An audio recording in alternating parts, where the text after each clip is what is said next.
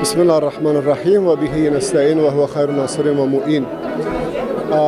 Пророк, саллаллаху алейхи ва вассалям, сказал, насколько я чтец Коран, я когда мне дали слово, решил именно вот этот хадис вспомнил, что говорит Расулуллах, саллаллаху алейхи вассалям, молодежи, когда в молодости читает Коран, «Ихталата ал-Курану биляхмихи ва дамихи».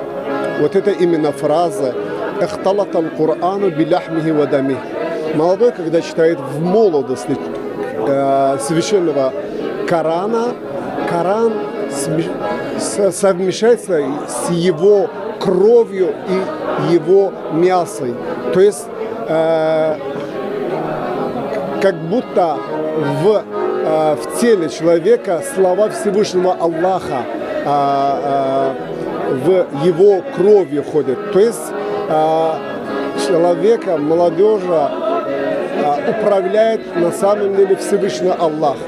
Я даю, советую молодежам нашим, братьям, сестрам, родителям, чтобы научили читать Коран именно в молодости, потому что в хадисах сказано, говорит, если хотите разговаривать с Всевышним Аллахом, делайте омовение, совершайте намаз, потому что это слова человека Всевышнему.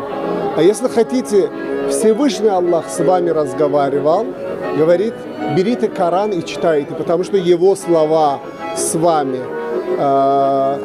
Именно в наших хадисах сказано, что именно в молодости надо читать Коран. И также в хадисах есть, это последние слова от пророка, саллаллаху алейхи вассалям, говорит, все дары Всевышнего Аллаха, которые Всевышний Аллах одарил человеку, на том свете будет вопрос. Потом подчеркивает, что именно про молодость отдельно будет запроса. Ты где провел свою молодость? То есть, почему? Потому что человек достигает ко всему знания, доброту и так далее, это в молодости. Из-за этого, естественно, и молодежи надо об этом знать. И, естественно, большую ответственность несет родители, чтобы они знали их дети, где находятся, где обучаются, где получают знания. Спасибо огромное и тем организаторам, которые вот этот культурный дом создали. И на самом деле грамотных людей приглашают здесь. Они наших детей, наших молодежей ведут вазы, чтобы они были в истинном пути. Ассаламу алейкум ва рахматуллах. Джазакаллах хайра.